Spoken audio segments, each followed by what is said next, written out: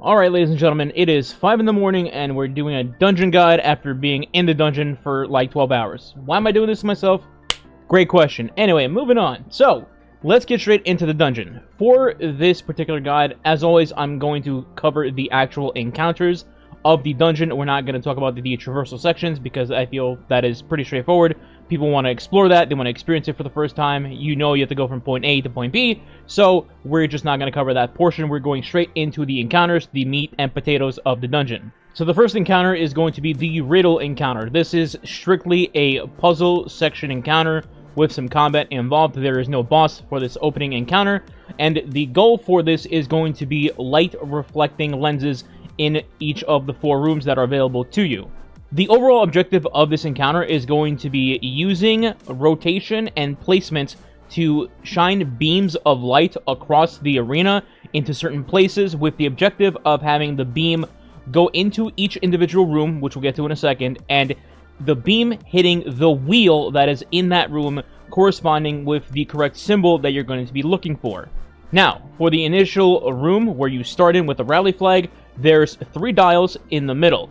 These dials correspond to bouncing the beams of light to individual sections of the 4 other rooms in the arena. There is 2 rooms on the left and 2 rooms on the right. Our team, we just labeled them as L1, L2, R1, R2, or you could say bottom left, bottom right, top right, whatever works for you. Now, for the lenses in the middle, you will notice that there are nodes above each of those lenses. What you do with this is once you hit a node on a particular lens, it'll then activate that specific lens and it'll start shining a beam of light in a particular direction. You can either use this to your advantage to just keep the beam there if it's in the correct spot that you need, or you can go up to it and click the rotate button to then rotate it around in a different position. You can rotate it to 2 different other directions in this encounter, so you just need to keep your eye on which direction you need to be going when you're going to be pressing these nodes. Now, how do you figure out where you're supposed to aim the beams of light? How are you supposed to get around? What happens when you start the encounter is all 4 rooms are going to get an initial spawn wave of a bunch of scions and 1 yellow bar subjugator. There's only one exception to this rule, and that is one of the 4 rooms will also have an additional enemy, 1 single Grim that is flying in the air, and it is called a Truth Speaker. This Grim, upon getting killed, will reveal a symbol on the floor where you killed that enemy. What this does is it alerts you to which symbol you should be looking for in the encounter at that particular moment. When you start the encounter the first time, there's only going to be 1 symbol you need to worry about, and as you progress through Phase 2 and Phase 3, that'll increase by 1. So Phase 1 is just 1 symbol from 1 Grim, Phase 2 will be 2 symbols, and Phase 3 will be 3 symbols. What you need to do with this symbol that drops from the Grim is, as soon as you see it, you call out whatever it is, let's say it's Hive, for just an example, and then you alert your teammates of that symbol. Next, after that, you need to find that symbol on one of the wheels in each of the rooms. So there's 4 rooms, each of them have a wheel, and all of them will have a symbol on that wheel. Only one of them will have the correct symbol on that wheel. So let's say, as an example, I went into top left, or L2. I killed the Grim there, and it showed me Hive Eyes. Now, I look at my wheel after my subjugator has been dealt with, and I see that it shows Worship. Now, my room is Worship, which is not Hive Eyes, so I can use Process of Elimination and say, okay, not my room. Your teammates can do the exact same thing. They can either say, okay, I have eyes, and that's it. You know where the room is, you can go there. If none of you have the correct symbol, you just lost the RNG lottery, that means the 4th room that no one was in to start the encounter is the correct room where Hive Eyes will be. Now, before you all just start running into that room, there is one more thing to worry about, and that is the previously mentioned subjugators. When you kill a subjugator in this encounter, it will drop a lens on the ground for you to pick up. If you do not pick it up, it will despawn after a certain amount of time. Keep this in mind. Once you do pick it up, there is no timer, and you can just hold it the entire time. So if you do not have a lens at any particular time and one drops, there is no reason why you should not just pick it up immediately. Now, once you are in possession of a lens, you can utilize these lenses by putting them into these little cauldrons all throughout the arena, which contain certain angles of where you can bounce off that beam of light that I mentioned at the beginning of this encounter. However, you don't want to be planting these in just any random location that you happen to be nearby. You're going to need to put them into a certain location. So, Once you have gotten to your room, you figure out where the Grim is, you've killed the Grim and established what the symbol is, you've each killed a subjugator to collect a lens. Once you know where the correct room is, you all start heading towards the middle.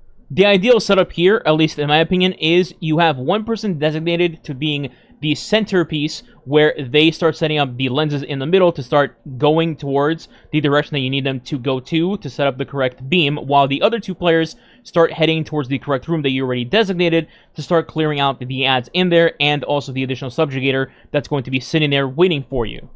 By the time you have cleared out the ads and the subjugator, the person in the middle should have established where the beam is supposed to go and letting you know where the lenses need to be placed. Now, there's one more thing to keep in mind while you're doing these beam rotations. The cauldrons that you're placing the lenses in, remember, can be rotated. So sometimes you may end up looking in the correct direction for where you're supposed to go and dunk that next lens, but one of the cauldrons is connected sideways and is actually aiming at a wall instead of the direction that you're supposed to go into. So you might have to adjust that placement and turn it to the opposite direction, which would then point it into the room for the next cauldron to be placed on. So let's give a hypothetical example real quick. Let's say the room is R2. That is where you need to go place your lenses to align with the wall, so the wheel gets corrected, and then you light it with the beam. Now, there's going to be two cauldrons in that room when you get there. There's typically going to be one on the left, one on the right. Now, you do not place your lenses immediately because you should wait for your scout in these sensors to start aligning the beams correctly, and then it'll point in the correct direction. The reason why this matters is because, like I mentioned, there's two cauldrons in the room.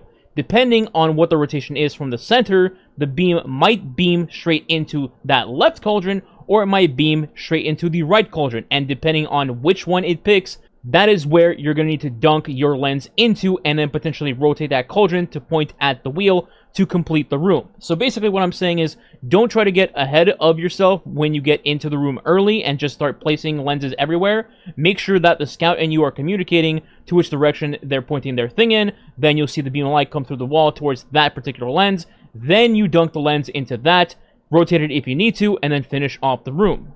Now, assuming that was your first rotation, you've successfully completed it. After this is done, everything just gets hard reset. You get a different timer, and people start respawning all over the place, and there's going to be a new troop speaker somewhere in the arena. It can actually spawn in that room that you just completed as well, so keep that in mind, as you might need to just kill it right there on the spot as a response, and then immediately get the next symbol. If it's not there, then you move on. What I like to do in this particular situation is two people go to the room that was next to where you just finished and start working on that subjugator and potentially the Grim, if it's there. Meanwhile, you take one other person and they go on a recon mission across the map to the other two rooms that you were not in just now to go recon for the Grim, assuming it's not in the room closest to you already. The reason for this is simple. While the two people are fighting the subjugator in the next room that was close to you guys and getting a brand new lens for one of them to carry, the person reconning can figure out where the Grim is, potentially snipe that Grim, figure out what the symbol is immediately, and then also kill an extra subjugator for themselves to get another lens going really quick. And at this point, you're just a well-oiled machine, and you suddenly know where to go, you have multiple lenses to dunk, and you should be in a good spot overall. And from there on, the encounter stays exactly the same, other than the mentioned extra beam that you need to do in Phase 2 and Phase 3. Remember, Phase 1 is going to be just one wheel lit up with the beam, Phase 2 will be 2 of them, and Phase 3 will be 3 of them to finish off the encounter. Okay, let's talk about encounter number 2. I feel like this is the true ending of the dungeon. This encounter is much more complex and difficult than the final boss, in my opinion, but we'll get to that in a bit. So, initially, the OBJ of this encounter is going to be another wheel system. In this room, there are going to be 4 wheels. There's going to be a wheel on the bottom left, the middle left, middle right, and then the top right, or whatever you want to designate them with directions. That's up to you guys. Now, there's 4 wheels, but there are also 4 giant glyph stones that are going to be in the front of the room. You'll notice that there's 2 on the left and 2 on the right. You will also notice that there's 4 gigantic red shriekers in the room by those glyphs as well. The easiest way I can describe these shriekers is they are based as a boss through a ping system. With the shriekers in the room, they are connected to the glyphs in front of them and the wheels in front of the glyphs. There's a lockstep progression system in this encounter where these shriekers are going to keep scanning the wheels in the room one by one on a set timer, and then based on what the wheel shows, the encounter will activate some sort of event. These events are based on the 5 symbols you will be working with in this encounter in the room, and they are the following: Hive, Knowledge, Commune, Stop, and Kill. This is what each of these symbols do.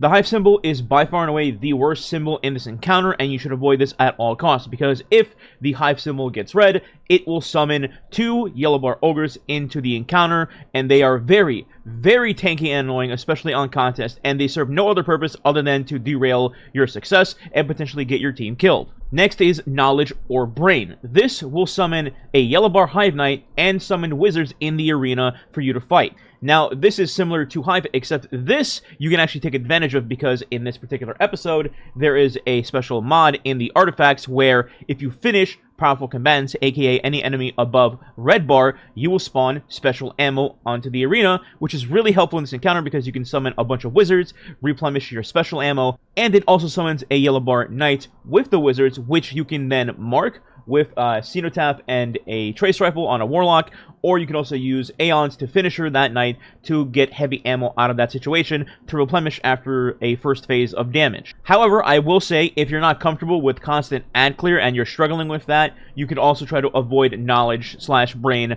in the events. Next is Commune. So this makes it so that the boss does a special attack where it's kind of like Caretaker. It sends a bunch of bees or glyphs at you, whatever you want to call them, and simply put, this is just putting more pressure on you to get damaged while you're trying to clear other stuff or trying to do DPS during the fight. The 4th symbol is Stop. This is pretty self-explanatory. It stops enemies from spawning in. Not entirely throughout the whole fight, but temporarily. You will still get occasional enemies here and there to spawn in. It doesn't stop every single enemy from spawning, but it makes the clearing process in the room much easier and dealing with enemies while you're, connecting the dots with the wheels and the symbols with the shriekers. And the final symbol is Kill. This is the symbol that will start the damage phase for this encounter, but you should be wary that you should never put this symbol on the system anywhere except for the final slot in this system. Now, what do I mean by that? So there's 4 glyphs in the arena that I mentioned, the big stones in front of the shriekers. The way this encounter works is that it's going to read these glyphs from right to left rather than from left to right. Meaning if you number them 1, 2, 3, 4 in the room from left to right, you're starting at 4, then going to 3, then 2, and lastly 1. Now, it's important to keep in mind that you're going to chain these events back to back to each other. So whatever you have through the wheel system on the board for the first glyph, that is the event that's going to happen. So for example, let's say you started the encounter and your first wheel on the far right ended up being Brain as the symbol, which then the Shrieker will scan onto the big glyph on the board, and then since you have Brain, that means it's going to summon a bunch of wizards and a yellow bar knight, because that is the symbol that got locked in. If you had, let's say, Stop, then it would stop spawning most enemies for a little bit, and you would have almost nothing on the board, just kind of helping you stay alive, right? And you have to control and manipulate the system to getting the symbols that you want. The way to get what you want on the symbols is actually pretty simple. Each wheel will have 7 symbols on them in total. You will also have a note on top of the wheel to indicate where it's going, either clockwise or counterclockwise. What you have to do here is recognize where the symbol you need is on the board. For example, it could be 1 space forward, 2 spaces forward, 3 spaces forward, or the same backwards, 1, 2, 3. Then, once you have recognized what you want to do and what you want to put on the board, the way to manipulate this is going to be killing the wizards in the arena, which will then drop one of these glyphs that are from the Vow of the Disciple raid. When you pick them up, you will get knowledge. You will either get Heightened Knowledge, which is just 1 stack, Brimming Knowledge, which is 2 stacks, or Overflowing Knowledge, which is 3 stacks. So if you dunk Heightened into the wheel, you will move 1 space forward or backward, depending on clockwise or counterclockwise, and the same applies for Brimming for 2 spaces or Overflowing for 3 spaces. The first wheel on the right side is by far the most important one you should take care of ASAP, because that is the first one that is going to be scanned when the encounter begins. So you're basically set on a very small time limit to get it to where it needs to be before it potentially screws you over. So for example, if you start the encounter and the initial symbol on the wheel is Hive, you must avoid that at all costs, and you must put in a different symbol before the Shrieker scans that first glyph and puts Hive on the board, which will then summon ogres on top of you, and you do not want that. Before we get to the damage portion, let's just cut to the chase on what you want these symbols to show, what you want on the wheels, etc. The most optimized method of this in a perfect world is going to be you want Stop literally everywhere except for the far left wheel slash glyph stone on the board. So you want to have stop on top right, middle right, and then middle left, corresponding with those giant glyphs. This will keep enemy spawns to a bare minimum, allowing you to just walk around, collect ammo, see what's happening with your wheels, etc., without having the fear of just getting spawned on top of and potentially getting killed, especially on contests with res tokens. There is also one more thing you need to look out for. When these streakers are scanning the wheels and they're locking in symbols on the big glyphs, they also have a chance to rotate your wheel with a symbol going in a different direction. For example, in my runs, when I was doing the first wheel on the far right side, after the streaker placed in whatever symbol I put on the board on that wheel, for my teammates, Sweat in this case, he had his wheel change after mine had finished locking in, and then he needed to adjust accordingly. So let's say he had stop on placement number 2 on his wheel, clockwise on the board. When I had my wheel finish, Sweat's wheel then rotated symbols and then changed the location of where his stop symbol would be on the wheel. So you have to mentally keep in mind where it changes so you know how many knowledge stacks you need to get to that stop symbol, whether it's 1, 2, or 3. Now again, in a perfect world, you all have stop on your wheel, and then it gets placed on the glyph boards, and all of them have stop except the final one on the far left, which again would be kill to start the damage phase. However, even after you've locked in stop on your particular glyph board, whichever that is, 4, 3, or 2, you need to still look at your wheel periodically throughout the fight, because like I mentioned, your wheel can rotate based on the boss's actions, and it can put a different symbol on your wheel even after you locked in your particular symbol for your board, right? So let's say I'm the 4th glyph, the furthest on the right for the encounter, which I was in the footage you're going to be watching. I lock in stop, the streaker scans that big glyph on number 4, and he puts in stop, but later on in the fight, my wheel changes symbols, and now it's on Hive. I don't want that, because it's going to end up spawning ogres eventually, which will potentially screw up our encounter and get us killed. So what you can do is, as you're roaming throughout the arena and you're killing wizards, you can still pick additional stacks of heightened brimming or overflowing energy, depending on what you need, and then you can go dunk again into your wheel to get it off of Hive and put it on the correct symbol. In this case, it would be another stop. This is also an important factor because during damage, you're going to get flipped on. What I mean by this is, as the encounter starts, like I mentioned, you're going in a system of 4, 3, 2, 1, from right to left. But when damage starts, it gets flipped, and then it starts reading the giant glyphs in a order of 1, 2, 3, 4. So in a damage phase, you start on kill, because that was the 4th symbol that you dunked, far left. It'll read kill, break the streaker's shield, and you can do damage. From there on, every 25% forward, it'll start reading the glyphs in the order of 2, 3, and 4. So essentially, for the pre-damage phase setup, your ideal perfected world is going to try to put on stop, stop, stop, kill, in that order from right to left for the big glyphs. Now, if you can't get that to happen because of time constraints, or your wheel is just terrible RNG where you need 3 of the knowledge to rotate it to stop, that's fine. You can put it to something else like Commune, for example. It'll start summoning beasts that attack you, but at the very least, you will get something that isn't Hive, which summons a bunch of yellow bar ogres, which you don't want to deal with because that will just waste even more of your ammo. So if you can, get triple stop, but if not, you can do like 2 stops and a Commune. That's totally fine. And then again, you end up on kill on the very far left wheel. After you have set that part up and you're just waiting for the damage phase to start, this is where the people that are attached to wheels 2, 3, and 4 go and check their corresponding wheel and make sure their symbols have not changed on their wheel, despite whatever the big glyph shows, and make sure you're particularly not on Hive or Knowledge. If you are, get that heightened knowledge or brimming knowledge or overflowing knowledge and change that to the correct symbol, whether it's another stop or a Commune, preferably another stop. So to put it in the most simplistic terms possible, the people in charge of Wheel 2, Wheel 3, and Wheel 4, you want to have not only the stop symbol on the big glyph board, but also on your wheel even after your big glyph board has been locked in, so you technically speaking each have 2 stop symbols to work with for your particular wheel.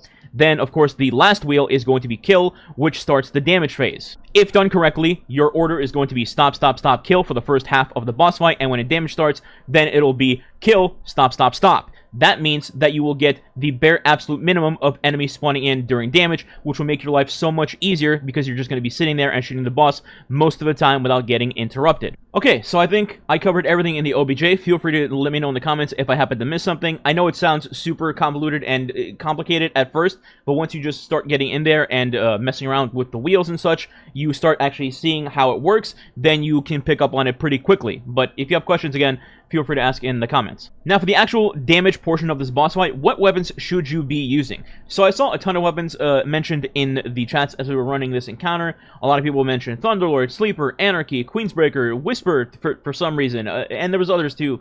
But I think for the average player, if you want to just simplify things and get the most consistent damage out of your team, I think you should stay away from anything that gets punished severely for missing crits. For example, Queensbreaker Bow right now is insane. It does crazy damage. It's one of the most busted heavies we have in the game right now. However, the Shriekers are very unforgiving with their crits. If you don't hit them absolutely perfectly in the eye to get a crit with all 3 bursts of your Queensbreaker, you're going to suffer in damage severely. Because if you hit a crit with your Queensbreakers, you're going to get somewhere, you know, in the 100Ks in damage total, right? For every 3-shot burst.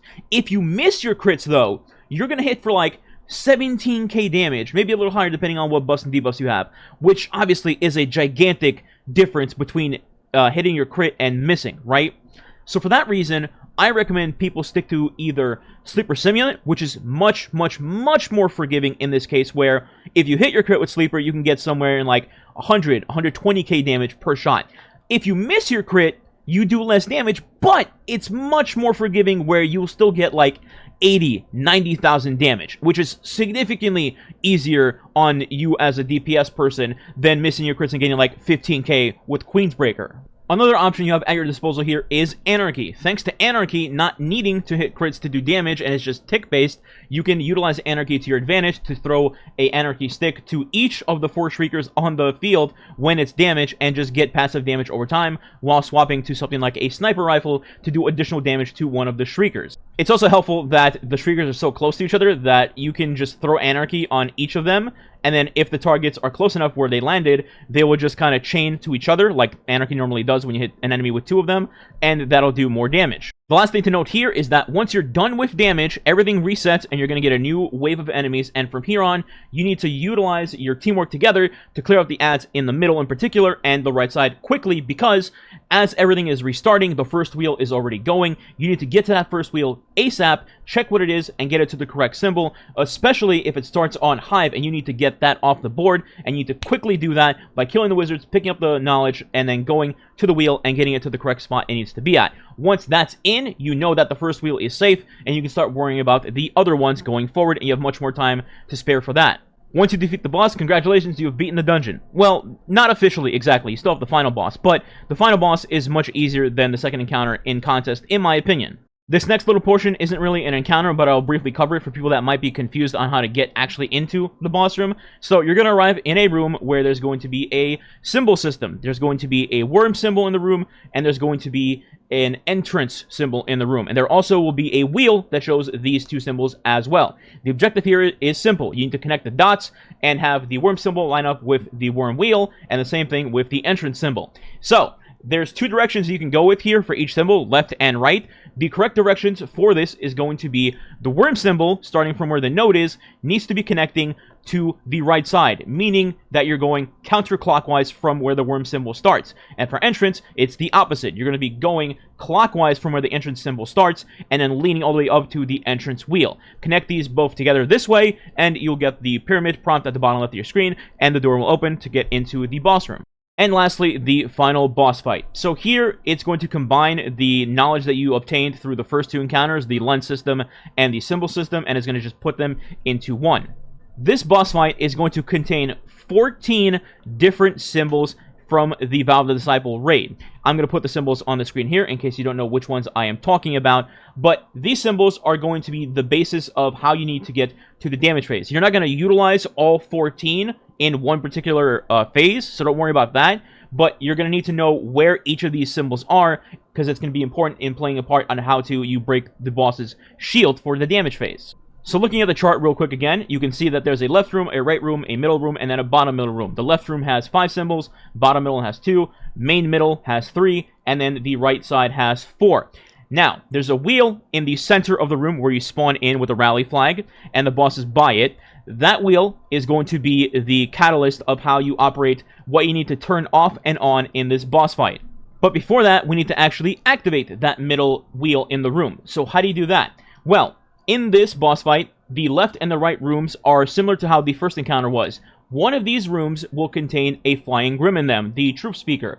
That Grim will show you a symbol when you kill it. So, to start the boss fight, you just want to have to pick a left or a right side room and have your fire team go in there. For the left room, it's a door system where you gotta just shoot that door to open it up. You gotta shoot it enough to open it up fully before your fire team crosses. Otherwise, if you try to get in there and somebody's too slow, they will get crushed and die, and you do not want that.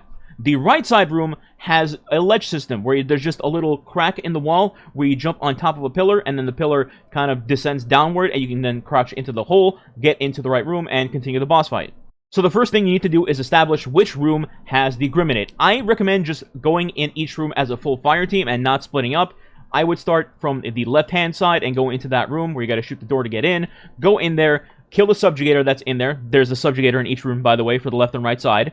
And once you've dealt with the subjugator, if the Grim is in the left room, then you can just kill that Grim and see what the symbol is, and then you're good to go. If not, then you need to exit the left room and then head over to the right side to do the exact same thing. Now, once you've obtained the knowledge from the Grim on what symbol it is, you can head back into the center of the room with that knowledge. You're going to look at the middle wheel in the room, and there's 2 things to identify. Number 1, what side is that light symbol on? There will be 3 symbols on the left and 3 symbols on the right. The second thing you're going to need to identify after that is whether that light symbol is on or off. So in our example, let's say the light symbol is on the right-hand side and it is off.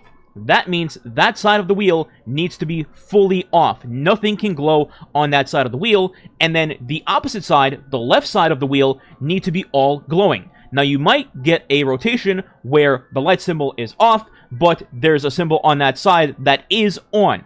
This is telling you that you need to go find that symbol within this arena and go turn it off.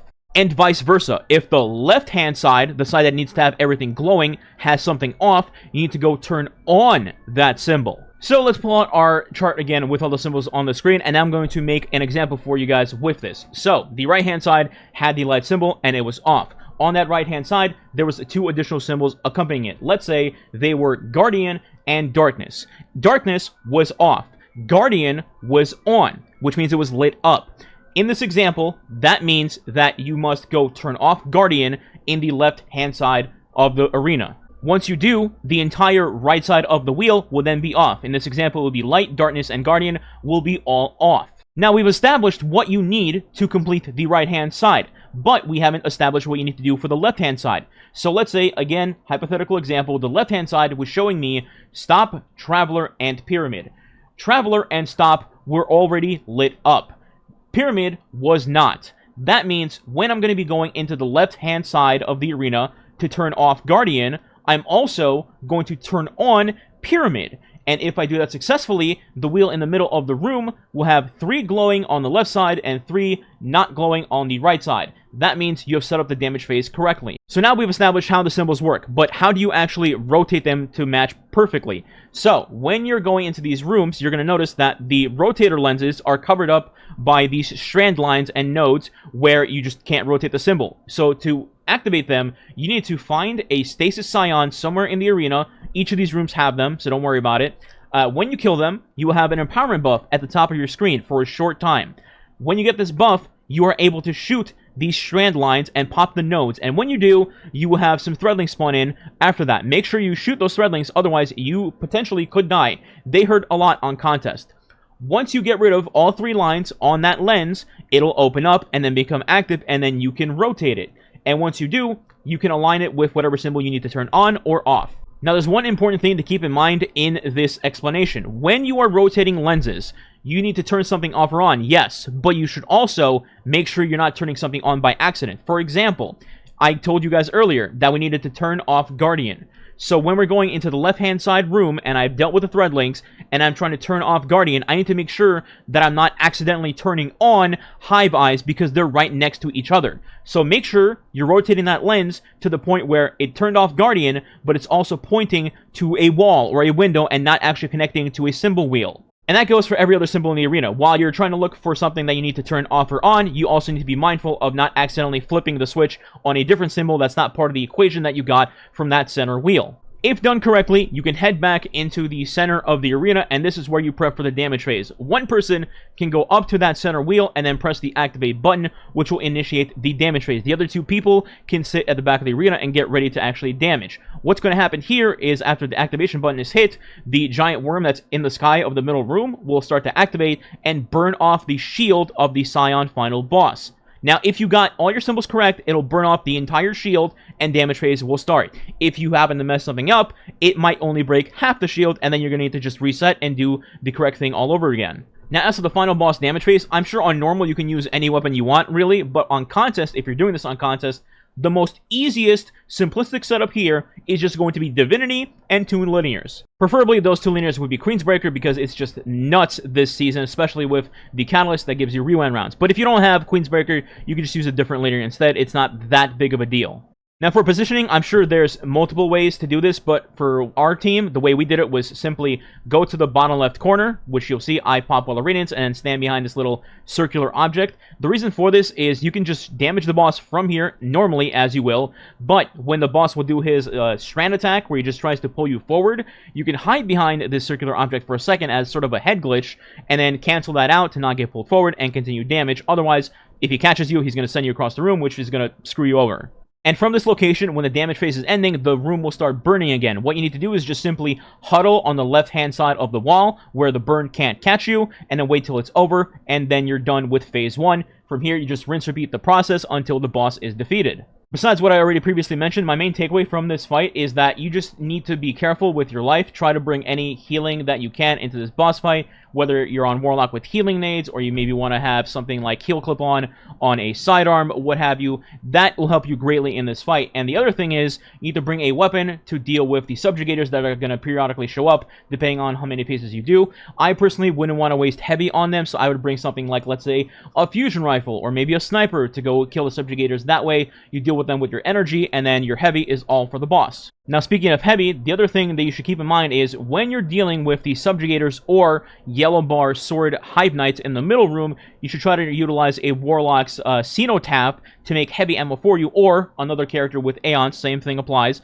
Try to make heavy ammo for your team. That way, once you're done with phase 1, you know that you have ammo elsewhere to pick up in phase 2 to replenish your heavy for the next damage phase. And that's pretty much it. Like I mentioned, this final boss fight is much less complicated than the second encounter, and I feel like once people do break through that second encounter, they will blow through this one fairly quickly. Maybe you'll be there for, I don't know, an hour, just, getting used to how the mechanic rotates, but after that, it's smooth sailing, keep playing safe, and you get the dungeon completed. Overall, I think this is a fantastic dungeon experience. I know some people are frustrated with the second encounter, but aside from that, I actually enjoyed the scenery, the mechanics, the boss fights, all of it. Nothing felt like it was over the top, like reskin, like I was doing a Master Nightfall or something. So hopefully they keep cooking with these dungeons, and hopefully the raids stay the same kind of quality for 6-man activities as well. If you enjoyed this video or it helped you, please consider subscribing today. It does help the channel grow and is much appreciated. And if you want to go the extra mile, you can leave a like and or comment below as well. If you don't know what to leave as a comment, you can leave Sundered Doctrine as the comment, or anything else for that matter. Thanks for watching. Catch you next time.